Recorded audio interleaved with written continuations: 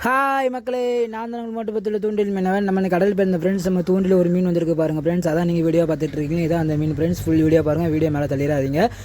இந்த மீன் பேர் வந்து புதலிக்குட்டி, சரிங்களா? எங்கள் ஊரில் நாங்கள் வந்து புதலிக்குட்டி மீன் சொல்லி சொல்லுவோம், ஓரியா குட்டி மீன் சொல்லுவோம், தீன மீன் குட்டின்னு சொல்லி எங்கள் ஊரில் 3 பேரில் நாங்கள் சொல்லுவோம். அது வந்து தீன குட்டின்னு நாங்கள் சொல்லுவோம், சரிங்களா? புதலிக்குட்டி, தீனக்குட்டி, இந்த ரெண்டுமே ஒரே பேர் தான், ஒரே மீன் தான்.